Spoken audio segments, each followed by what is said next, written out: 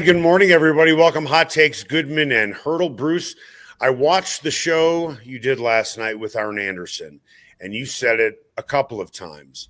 Very rarely am I rendered speechless. It seemed like you and Arn last night, you knew what to say, but you really didn't know what to say. And I don't think anybody truly knew what to say. Now that you have had, I don't know, 10 plus hours, if not more, and certainly more, to digest what we saw yesterday, have you put your thoughts together? Well, I'm going to go with preposterous. I think preposterous is where I'm going to land. And then I'm going to give you another description, not sustainable. Right. And that is the thing that I think Sean Payton was very cautious and hesitant about, and rightfully so. In the moment, it was an incredible comeback that really you could make the argument the Broncos had no right to be able to pull off, but they did somehow. I did say this last night, and it is the first time that I can remember it. When you leave a locker room and no one really has a way to describe the game, and they were playing in it, you've got something or other that is so totally one-off. I mean, it's unlike anything that you can possibly imagine. I mean, there were 3 lead changes in the last minute and 51 seconds. I mean, it was absolutely incredible, but preposterous seems to me to be a word that I'm comfortable with when describing this game. It happened to work out for the Broncos. They deserve that credit, but boy, you better put it away now and get some things figured out, because you're 7 weeks in and you're having some of the same issues week in and week out, and that's not sustainable. For those who went to the game, there will be a narrative for the rest of their lives. I was at that game. And then the next question will be, were you at that game at the end? Right? Now, right, yeah. I don't have one of those, but I do have something similar. So I have a decent story out of this. I bet that game. Okay. I had a 5-leg parlay. I had Sutton, 5 catches, 60 yards. Check that box pretty quickly. I had Dobbins over 60 yards. Check that box. I had Bo Nix for 225 yards passing. Nice. And 2 touchdown passes. The score is 26-8. And I looked on my app and I had a profit for what I put down on the game. I would have won close to 500 on it. And it gave me an option to cash out. And I'm thinking, and the funny thing is, that late in the game, usually if you cash out, you're cashing out at a loss. Yeah, right. But this was cashing out at a win with the Broncos down 26-8. Now, remember, I didn't bet the game. I bet prop bets. So all that needed to happen was Bo Nix throw a touchdown pass and then throw roughly wherever the game was. I don't know if it was exactly 26-8. But he was about 113 yards short of hitting that 225. Yeah. Missing one of the 2 touchdown passes I needed. I cashed out. Yeah, I don't blame you. And I don't blame you. And I would have won the bet. Eric, Pat Surtain said to us with a straight face, I had lost hope. I mean, I've never heard that in a locker room before, ever. I thought it was a very candid remark, and probably one that was felt across that locker room. I'm sure there were some real moments of doubt. You get back into it, and then they get the deflection on the long to go up 26-8, and you're sitting there thinking, well, we've got 10 minutes left in this game, and we're down 18 points. But they scored 22 unanswered points in 8 minutes. 8 minutes, 22 unanswered points to take the lead. It was the most unbelievable change of fortunes and most drastic change of fortunes that I've seen in a game. But Eric, we've kind of talked about this for 3 straight weeks now. Yep. It was a remarkable change of fortunes in the fourth quarter in Philadelphia. They made, it wasn't anywhere nearly as dramatic, but just as effective. They made the one drive that they absolutely had to make against the Jets last week in London. And then yesterday was, well, like I said, preposterous. Yet they were able to do it anyway. Want to tell you about the Sportsbook Bar and Grill. You can find them in the DTC Highlands Ranch and in Parker as well. It is an amazing place to watch any sport. Football, specifically, with, all the interest, with football in this area. You can watch the upcoming World Series. Hopefully, it's going to be the Dodgers against the Mariners. Yeah, thank you. We will see what happens with that. But they're also big on UFC, also big on rugby, also big on soccer. Outstanding menu. I order takeout from there every once in a while, and very rarely are you going to get takeout from a bar. But this is more than just bar food. It is upscale food. It's absolutely fantastic. Highly recommend. You go to the Sportsbook Bar and Grill in the DTC Highlands Ranch and in Parker. Time now for the lead. The lead is presented by Sasquatch Casino, a family-owned casino that treats you like family. I don't want to make any excuses for the Broncos, but you may have brought up on your show last night one of the best points I have heard describing this game. And it's going to sound like an excuse. And when you said it, you almost said it sheepishly. Not that it was an excuse, but it was still a fact. The Giants had 10 days between games. The Broncos had just gotten back from London, and the Broncos clearly did look sluggish in this game. I'm not going to make excuses for them, but at the end of the day, I think that plays a role. The question is, tell me if this plays a role. Back in 1986, World Cup, semifinals, Maradona, hand of God. Did we see the hand of Demaryius yesterday? Yeah, it was for people of faith. It would be a very interesting conversation to have. You certainly, to your point, and we'll expound upon it, you felt Demaryius all day yesterday. That is an absolute fact. You felt him. You from the ceremony outside to the halftime to the game as it continued to unfold. 88 was on the field. I mean, it was literally marked on the field. There were reminders, wonderfully so, of Demaryius Thomas and I'm not going to lie, and I'm not a man of great faith. I mean, I'm not a church-going person. I do have faith, but that's no one else's business. It's my own. I thought about it in the moments after the game. Are you kidding me? On a day that we were honoring and remembering Demaryius Thomas, and you think about the Tebow throw against Pittsburgh, and you think about moments that he enjoyed, and you think about him willing the Broncos to a win without sounding silly about it.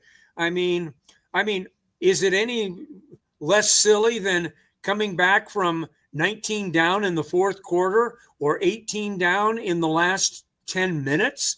I thought it was 18 down in the last 5 minutes. Yeah. And roughly 15 seconds. Yeah, absolutely. It was even more. Yeah. It was remarkable. And so I was happy about it.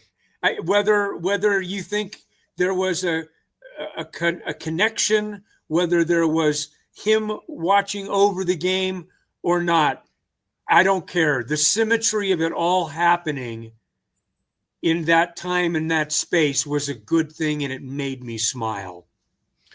The Broncos win is not even close to the biggest comeback in NFL history. The biggest comeback, 33 points in 2022. Colts led the Vikings 33-0, Hmm. and the Vikings came back to win 39-36.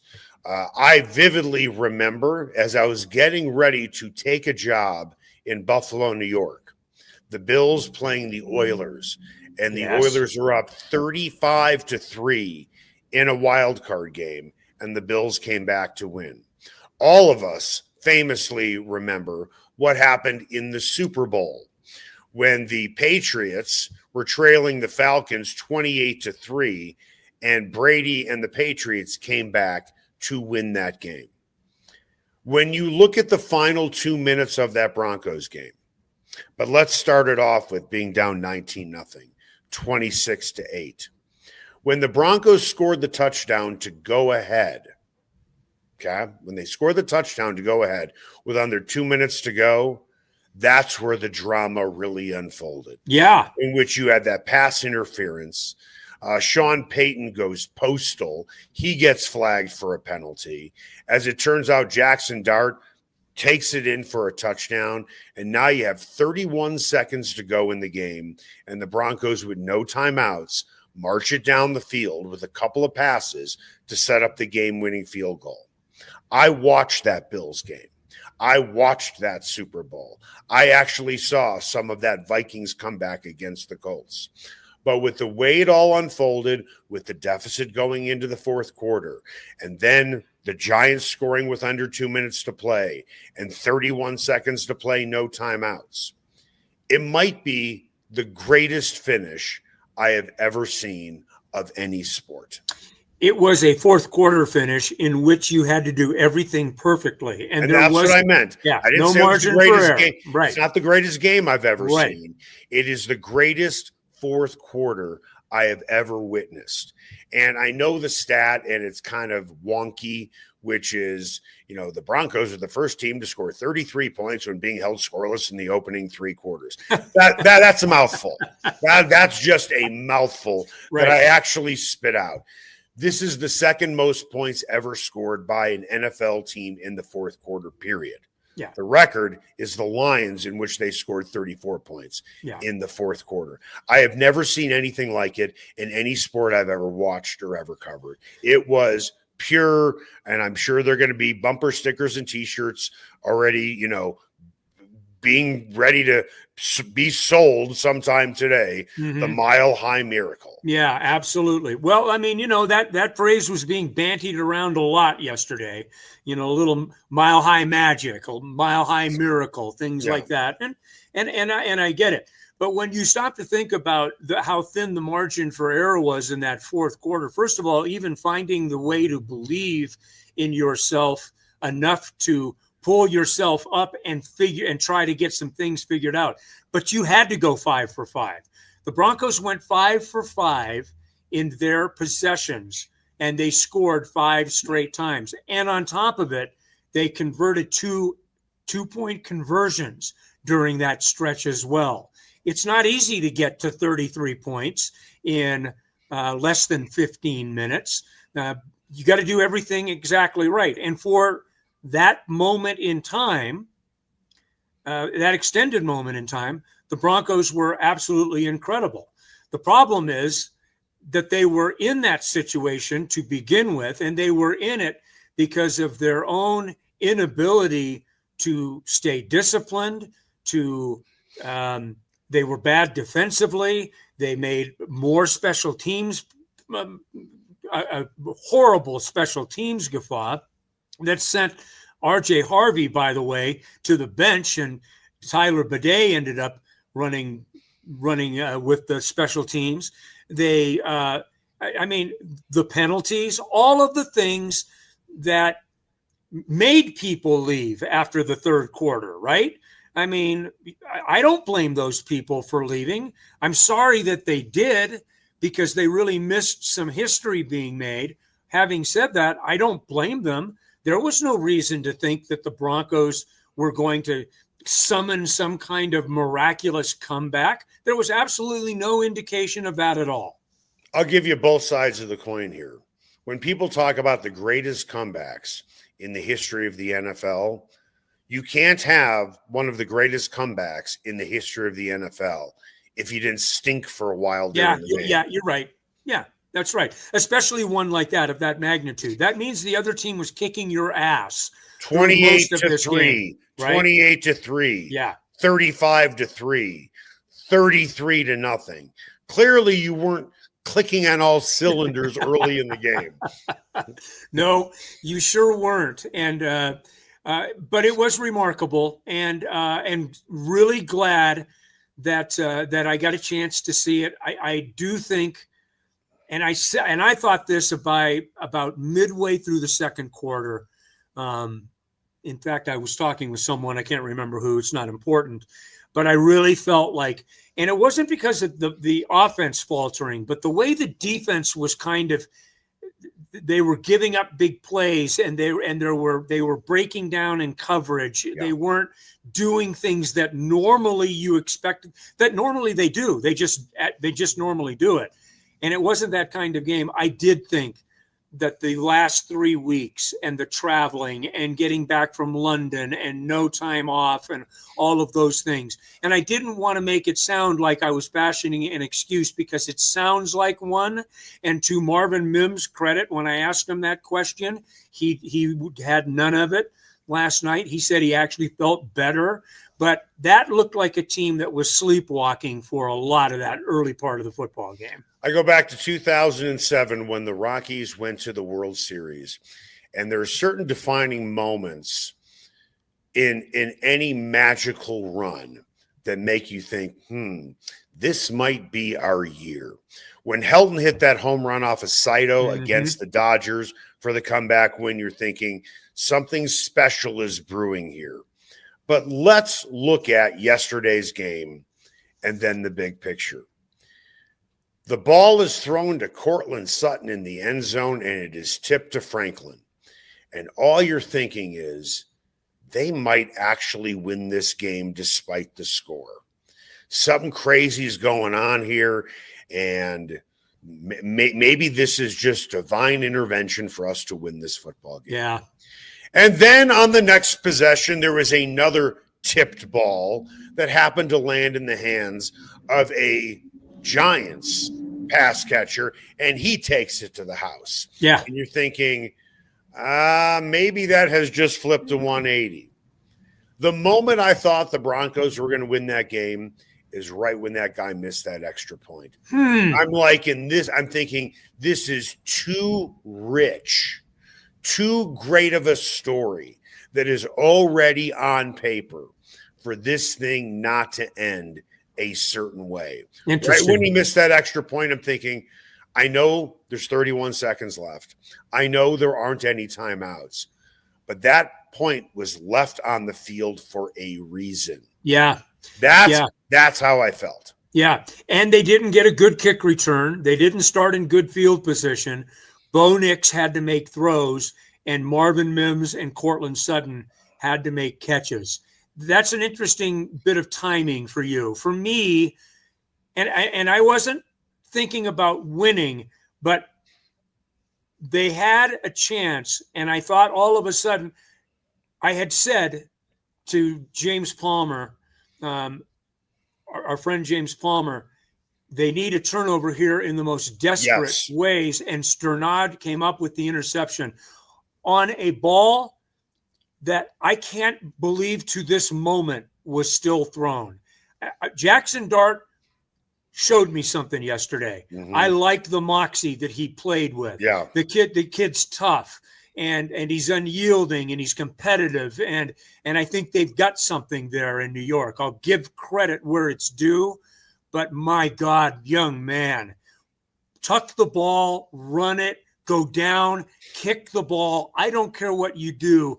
Don't throw the ball in that situation. It was an absolute gift. Justin Sternard makes the play. And at that point, I started thinking, okay, they had to have that because they need possessions, and they're running out of possessions and time for possessions. So they got the short field, and they were able to. Then all of a sudden, now you've got momentum. You go down and score. Now all of a sudden, things are kind of interesting, right? And so, but it was a confluence of things like that. Every single thing that happened in that fourth quarter that happened for the Broncos needed to happen for them to even have a chance to win the game. When they were down 26-8, at that point, honestly, I thought the game was over. Yeah. But I was thinking about this Broncos defense that did not get shredded, but did not look very good either, if we're being completely honest. And all week we're talking about the 2015 Broncos and this year's version of the Broncos defense. The biggest difference between those two defenses were turnovers. Yeah. The Broncos in 2015 not only forced turnovers, but they forced turnovers at key times. And I remember watching the game yesterday thinking they need one of those desperately right now. We are 7 games into the season. Mm-hmm. We have Pat Surtain.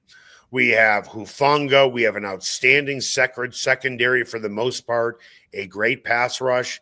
And it doesn't seem to add up to me that this team has collected a total of 2 interceptions all season, including yesterday's game. Yeah, they're still -2 for the season in terms of their ratio. That is an area that they've got to improve in. There is no question. There's a lot of areas where they need to improve in. Yeah. And that's a good thing and a bad thing. First of all, you've got the ceiling that you still are nowhere near.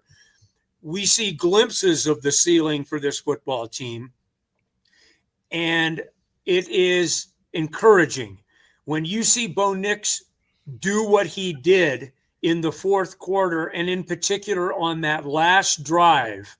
It was pretty remarkable. But you got to be better. If you're going to be a contending team in this league, and if you're going to expect to win playoff games and maybe win playoff games on the road, you got to be tighter.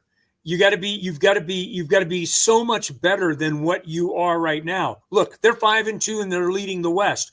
Good for them. They feel like in some ways a paper tiger, don't they? A little bit, yes. In some ways, yes. I mean, you can't deny what they've done in the fourth quarter of their last 3 games when they've had to do it. So from a standpoint of clutch, right, they have taken a monstrous step. This was a football team, as we've chronicled for the last year and plus, that didn't win games in one-score situations last year. Didn't do it. They are now 4-2 in one-score games this season, and they're doing it in the fourth quarter, sometimes in the hardest ways you possibly can. But they are at least clutch. Now, you would like a little bit more of the stuff on the front end. I mean, Eric, we haven't seen a complete game from this football team really since the win against Cincinnati, and that's now a month ago. Yeah. Right?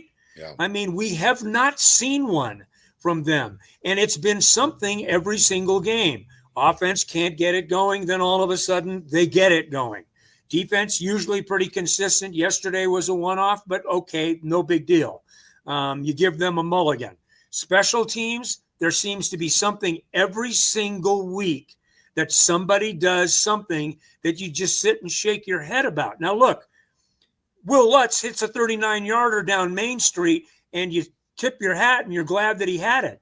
You know, but R.J. Harvey can't step out of bounds at the 6-freaking-yard line. Right. I mean, what in the hell are you doing, for God's sakes? Right. That's lack of discipline or knowledge or coaching. One of the 3 things, and all of them are bad. Right. All of them. It's kind of like when you watch that game, the Broncos made a beautiful pot of soup before the game. And then as they were taking it to the table, they tripped over their own feet and it spilled all over the floor. Yeah. So they got out a mop and mopped it up and wringed it into a bucket and then served it back up in the fourth quarter. Nice. This is the soup that we had for you before the start of the game. Don't worry about the fact that it was all over a dirty floor. Yeah. But you know what? The soup tasted great. Yeah. It Didn't sure it? did. Yeah. With that, this is a serious question. We'll address it after the break. Who is the real Bo Nix? That's next. Ferguson's Heating and Cooling is the best in Denver, and their customers agree. Ferguson's has 165 5-star Google reviews, and here's one from Betsy. Highly professional, prompt, and honest. I switched to Ferguson's when I became aware my former company was trying to sell me a whole new system I didn't need. Ferguson's is an honest, working, family-owned business that'll give you a fair price, the highest quality parts and equipment, and they always show up on time. You can trust the Ferguson family like you trust your own family. Go to fergusonsheatingandcooling.com. Everyone has their favorite barbecue spot. Mine, Smokin' Dave's Barbecue and Brew. My favorites, slowly smoked ribs, smoked corned beef Reuben, smoked meatloaf with a portobello balsamic cream sauce. Don't forget about Smokin' Dave's 16-hour smoked brisket and pork with one of their 4 homemade barbecue sauces. Great sides, you bet. Barbecue beans made with pork and brisket and their southern corned bake. Man, you gotta try it. Plus, they have amazing non-barbecue entrees on the menu. Go where I go, Smokin' Dave's Barbecue and Brew in North Denver. Ever wondered where city and county fleet vehicles go when they retire? Now's your chance to find out and score big. Imagine driving away with a great deal on a reliable vehicle. For over 45 years, Roller Auction has been the trusted source for government fleet vehicles and equipment. Trucks, SUVs, sedans, and more, all selling to the highest bidder. Don't miss out. Visit roller.bid/hot takes to get auction updates today. Your next vehicle could be just a click away. Everyone has their favorite sports bar. Mine, the Sportsbook Bar and Grill in Highlands Ranch, DTC, and now in Parker. All their locations are everything a sports bar should be. An upscale menu with 12 different burgers, outstanding wings, and my favorite, the Philly cheesesteak egg rolls. They've got every game on the NFL Sunday Ticket, MLB Extra Innings, NHL Center Ice, NBA League Pass, plus soccer, rugby, and UFC. Sportsbook, great hangout bar, great for private parties. The Sportsbook Bar and Grill in Highlands Ranch, DTC, and now in Parker. They are the sports bar. Sasquatch and Wildcard Casinos in Blackhawk have another incredible promotion. They'll be giving away a Ford Maverick Tremor truck or over $25,000 in cash the weekend of October 24th. Daily cash drawings are every 45 minutes between 10 a.m. and midnight. Players can earn daily entries with every locked-up jackpot or by redeeming players' points on their players' cards. Sasquatch and Wildcard Casinos, loose slots, phenomenal promotions, great food, and a family-owned casino that treats you like family. And welcome back. Hot Takes, Goodman and Haertl. Time now for What's Trending. What's Trending is presented by Ferguson's Heating and Cooling. Your family should trust the Ferguson family for all your heating and cooling needs, and you'll see why they have over 165 5-star Google reviews. Make an appointment today at fergusonsheatingandcooling.com. I know Bo Nix led a stunning comeback. Okay, 2 touchdown passes, 2 touchdown runs in the fourth quarter. He certainly has that it factor in the fourth quarter. That's where you need the it factor. Right now, it's what is he in the opening 3 quarters for the majority of the season. And, I mean, we looked at all of the passes he has thrown, that he has overshot the wide receiver more than a few times before this game. And then that continued in this game yesterday. And now we're going to be talking about all the passes batted down as well. He looked like a guy on the field in the opening 3 quarters who did not look confident. And I think that's putting it mildly. Is that fair to say he did not look confident? Yeah, I would say so. He certainly wasn't having any success, that's for sure. No. I mean, he had 105 yards passing, right. And he was 11 for 25 in the opening half. Right. I think he had something like 112 yards passing with like 2 minutes to go in the third quarter, something like that. But then, obviously, the switch flipped. Who is the real Bo Nix? Yeah, I think a lot of it has to do with I think he needs to play with more pace. I don't think that Sean called a great game yesterday. If I see those little quick screens have been discovered, the naked bootleg Don't work. have been discovered. The teams are ready for that, and it is creating inconsistency in the Broncos attack and or just ineffectiveness, plain ineffectiveness. And that's something or other that I think that Sean really needs to look at. And it sounded like he was talking about himself on the podium yesterday, talking about there's some real things that I've got a concern about, especially with this offense. And I would imagine that there will be some pretty strong self-policing in that regard. The thing with Nix is we've seen him be great, not good, great. We've seen him be great. We saw it flashed. Yes, flashed. That's he has right. flashed more than a few times, Yep. specifically in the fourth quarter against the Eagles, obviously in the fourth quarter of yesterday's game. We know the Broncos have their quarterback of the future for the fourth quarter. Yes. We know Yes. they have the guy who has that it factor more so than anything else. And that's a big deal. You can make the case for at least this season. He's one of the most clutch quarterbacks in the NFL. Yeah. But he's marginal the rest of the time. Yeah. He had a higher QBR yesterday than a passer rating. That never happens. Right. Yeah. But I mean, he scored 2 touchdowns. He threw for 2 touchdowns. He didn't throw for any interceptions. It's interesting and frustrating because you have a productive talent that you know you can do things with, and you're not able to find the right rhythm. That's the thing more than anything for me, Eric, is this is an offense that just hasn't found any. They found that rhythm in the game against Cincinnati. They had really good offensive rhythm throughout that game. Okay, we'll give them that. But they've had it in fits and starts or flashes, as you use the term, and that's been it. And so there's, on one hand, you know they can do it. On the other hand, they haven't proven that they can do it consistently, and that is the lack of rhythm and that they have. They just haven't been able to find it. If they can find it, and obviously it's been elusive through 7 weeks, if they can find it, this is a very dangerous football team. But right now, that's an awfully big if. Broncos are going to give out game balls today. I've no doubt the 2 guys I'm about to mention will both get game balls.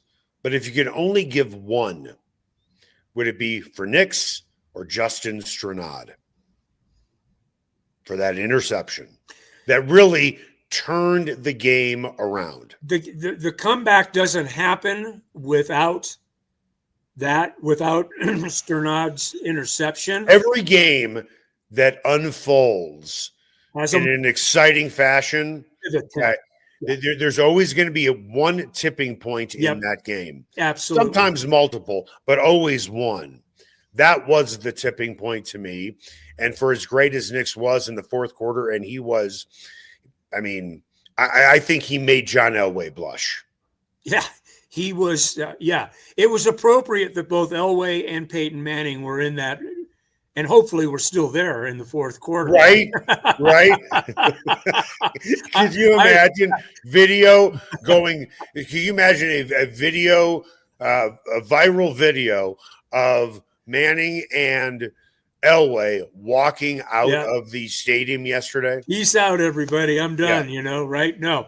I mean, look, we've said our piece. It's not sustainable. This is a 5-2 football team. Good on them. This is a team that has proven their ability in the fourth quarter and in the clutch. Good on them. Is this a sustainable operation? No, plain and simple.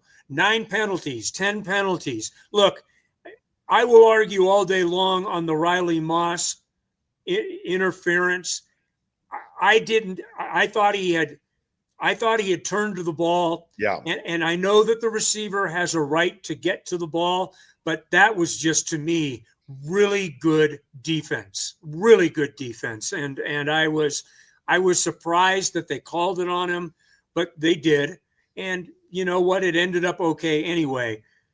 But yeah, there were a lot of and this gets back to our point about the Broncos, I think, being kind of worn out, and there were a lot of penalties on the defense yesterday. Oh. There were defensive penalties were just. They had 4 in the first half. Yeah, and they were all at bad times. All of them at really inopportune times. You know, penalties are bad enough, but they're magnified even more when you have them at really bad times. You know, times that you could be getting off the field, but oh no, you give them another set of downs. Those types of things. But so. Yeah, I mean, it sounds to me like we're kind of into another week of, hey, what is this football team really? What can we count on? Where's the offense? You know, can they, you know, these are all things that you would hope that 7 weeks in you had a little bit more of a handle on, but it's clear right now that they don't. They just don't. Okay. Broncos right now are on top of the AFC West. They have a 1-game lead. They are 5-2 right now. Do the Denver Broncos right now, and I want you to think about this before you answer it. The Colts are 6-1. The Buccaneers are 5-1. The Packers are 4-1-1. And then the Patriots, Broncos, 49ers, Eagles, Rams are all 5-2. Right now, where we stand, do the Broncos feel like one of the best teams in football? No, I don't think they feel like one of the best teams in football. The inconsistency takes care of that, right? Now, you look at the Chiefs, they're a game behind the Broncos. And they're coming, man. But they're coming. Yeah, I mean, it's like you're driving in your car, and you know you're looking in your rear view mirror, and suddenly a car is speeding up on you. They're gaining ground, and you know that you don't have much more, you know, horsepower, even though you're flooring it, and that car is just coming up on you fast. That's what the Chiefs feel like. Yeah, Patrick Mahomes is playing at as high a level as he's played, and this is saying something in years, right? But in years, literally, he is just absolutely tearing it up right now. But you said something interesting there, and this is and I'll lay this one on you. Almost 70% of the teams you just mentioned are in the NFC. The Correct. Teams in the AFC that we're talking about right now that are in that at least group would be the Colts at 6-1, and then the Patriots and the Broncos at 5-2. That's your upper echelon right now in the AFC. Take that for whatever it's worth. We're still relatively early. We're 7 weeks in. Hold on. We're basically 1 week from today. We're halfway through the season. Yeah. So it's no longer early anymore. But I think that the Chiefs know what they have. You know what I mean? Like when I sit and look at the difference between the Broncos and the Chiefs, and I'm not taking anything away from anyone. I mean, the Broncos have earned 5-2. The Chiefs have earned 4-3. You know, sometimes that's just the way it is. But I feel like the Chiefs at this particular point, for instance, if I were to compare and contrast, are a more complete team. They're also 4-3 playing a first place schedule. And so, so I begrudgingly give them credit for who they are, because you and I know damn good and well, you got to take care of them before you worry about anything else. You've got to deal with the Chiefs Kingdom, Mahomes, Reed. You got to deal with that group, and they're playing well right now. They beat the Raiders, and look, it's the Raiders. I get it. But they beat the Raiders almost as a brush away. Just, go away. We're going to score 31 points. You're not going to do anything. And that's what that game was like yesterday. So the Broncos are in a good position, but they have got to get better. And they've got to get better quickly. I don't think any reasonable person, despite the thrilling win Mhm. walks away feeling good about this, No. including everybody in that organization. Yeah, you feel good about being able to get. You're glad you got a win, right?